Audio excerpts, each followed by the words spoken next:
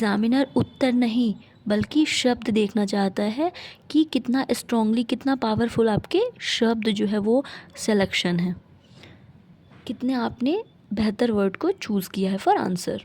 Answer है question, sorry, start होता है हमारा। आचार्य विनोबा भावे के भूदान व ग्रामदान आंदोलनों के उद्देश्यों की समालोचनात्मक विवेचना कीजिए और उनकी सफलता का आकलन कीजिए।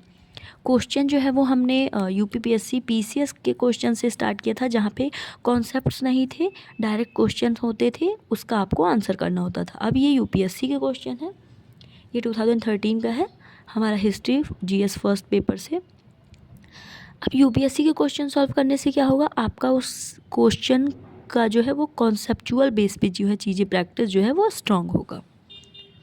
क्वेश्चन कहना चाह रहा है कि जो आचार्य विनोबा भावे थे, उन्होंने जो भूदान व ग्रामदान आंदोलन स्टार्ट किया था वो किस हद तक सक्सेसफुल था और कितना हेल्प कर पाया, उसकी समालोचना करनी थी, है ना।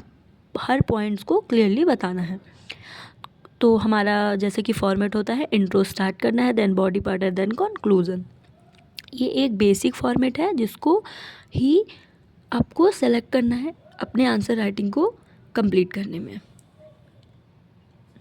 आचार्य विनोबा भावे द्वारा प्रवर्तित भूदान एवं ग्रामदान आंदोलनों का उद्देश्य स्वतंत्रता के बाद भारत में व्याप्त भूमि असमानता, ग्रामीण गरीबी तथा सामाजिक विषमता को नैतिक और अहिंसक उपायों से दूर करना था।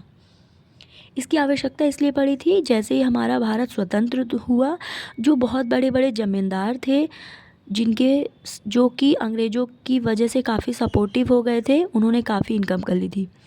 और बहुत बड़ा तबका, बहुत 50% हमारे जो लोग थे वो पूरी तरीके से भूमिहीन हो चुके थे, वो ज़मींदारों पे डिपेंड हो गए थे। उनकी खेती लेते थे, उसमें खेती उपजाते थे और उस पर काम करते थे।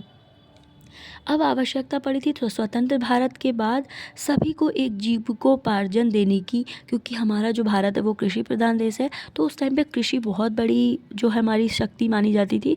तो उनको इतना तो भूमि दिया जाए कि वो किसी पे डिपेंड ना हो, उनका शोषण ना हो और उनकी खुद की भी खेती हो। तो इनका ये उद्देश्य, इसी वजह से ये भूदान आंदोलन शुरू हुआ था। अब देखते हैं भू आंदोलन का मुख्य लक्ष्य क्या था। बड़े भूमि धारकों से स्वेच्छा से भूमि का दान लेकर भूमिहीन किसानों में वितरण। वहीं ग्रामदान आंदोलन का उद्देश्य निजी भूमि स्वामित्व की भावना को कम करने और संपूर्ण ग्राम की भूमि सामूहिक स्वामित्व में लाना तथा ग्राम स्वराज की स्थापना करना था। समालोचनात्मक दृष्टि से देखें तो इस आंदोलन की सबसे बड़ी विशेषता क्या थी। इन्होंने कानूनी बल की बजाय नैतिकता, आत्मबोध, सामाजिक सहयोग पर बल दिया। मतलब ये भूदान आंदोलन, दान मतलब आपकी स्वेच्छा, दान तभी दी जाती है जब आपकी स्वेच्छा होती है, ज़बरदस्ती नहीं लिया जाता है। तो इसका मेन काम क्या हुआ कि नैतिकता से, आत्मबोध से, सामाजिक सहयोग पर इन्होंने बल दिया। इन्होंने फोर्सफुली कानून बनाकर नहीं किया। ग्रामीण समाज में भूमि सुधार की चेतना विकसित हुई और सामाजिक न्याय का प्रश्न व्यापक विमर्श में आया। दान में प्राप्त भूमि का बड़ा भाग अनुपजाऊ या विवादित था। अब जनरली जो लोगों ने दान किया था उसकी प्रॉब्लम ये थी कि उसका बहुत सारा पार्ट जो था वो अनुपजाऊ था, अनफर्टाइल, मतलब फर्टिलिटी उसकी नहीं थी, फर्टाइल एरिया नहीं था, तो उसमें जो है किसानी करना, कृषि करना थोड़ा मुश्किल था।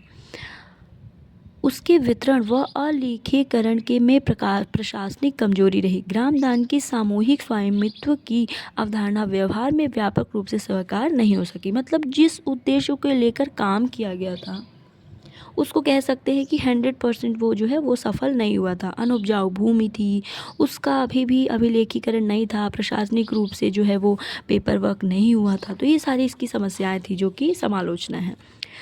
निष्कर्ष है कि सफलता के आकलन में कहा जा सकता है कि भूदान ग्रामदान आंदोलन नैतिक वैचारिक स्तर पर उल्लेखनीय है, किंतु समानता स्थापित करने में उपलब्धियां सीमित रहे।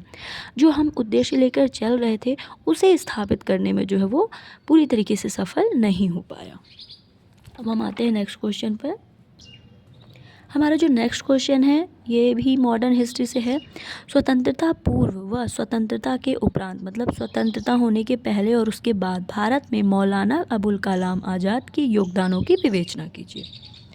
अब जो है यूपीएससी जो है या पीएससी जो हमारे इतिहास के आंदोलनकारी, जो फिर हमारे बहुत बड़े रोल मॉडल, जितने भी मेन लीडर्स रहे हैं उन पे बहुत ज़्यादा डिपेंड है, उनके योगदानों को बहुत पूछता है। क्यों? क्योंकि उनसे इंस्पायर होके बाकी एज अ सिविल सर्वेंट आप में भी वो गुण जो है वो स्थापित हो सके। तो ऐसा एक पर्पज़ है।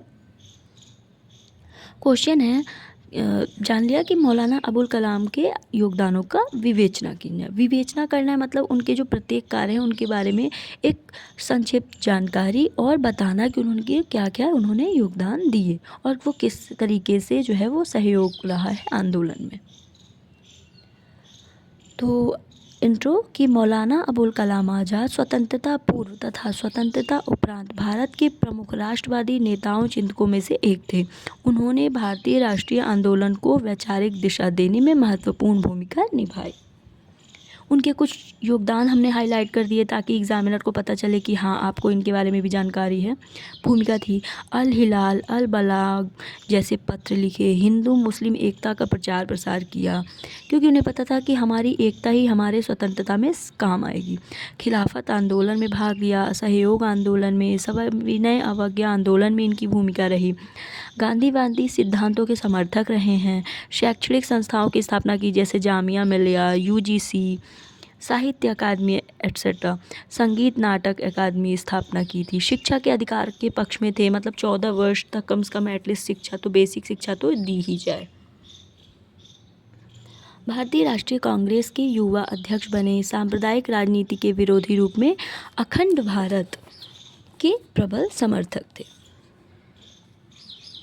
स्वतंत्रता उपरांत स्वतंत्र भारत के पहले शिक्षा मंत्री के रूप में इन्होंने राष्ट्र निर्माण में दीर्घकालिक योगदान दिया। उन्होंने धर्मनिरपेक्षता, सांस्कृतिक बहुलता, आधुनिक शिक्षा को भारतीय लोकतंत्र की आधारशिला माना।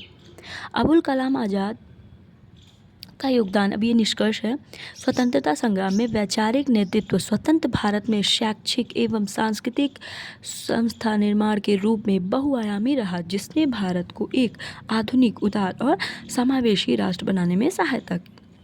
हमेशा निष्कर्ष लिखने में आप कुछ पॉइंट्स को ध्यान दे सकते हैं जिसमें आप उसमें वे फॉरवर्ड बता सकते हैं। तो वे फॉरवर्ड जनरली हम स्कीम्स में ही बता सकते हैं या कोई सॉल्यूशन होगा, है ना। वे फॉरवर्ड बता दिया, उनके एक बेहतर वर्ड्स या फिर उनके कुछ कामों को बता दिया, ऐसे स्टार्ट कर सकते जो है निष्कर्ष कर सकते हैं। स्टार्टिंग में आप कुछ अगर करंट अफेयर से रिलेटेड टॉपिक है वो ऐड कर सकते हैं, कोट्स ऐड कर सकते हैं, है ना। तो कुछ ऐसा आंसर राइटिंग है आज का हमारा।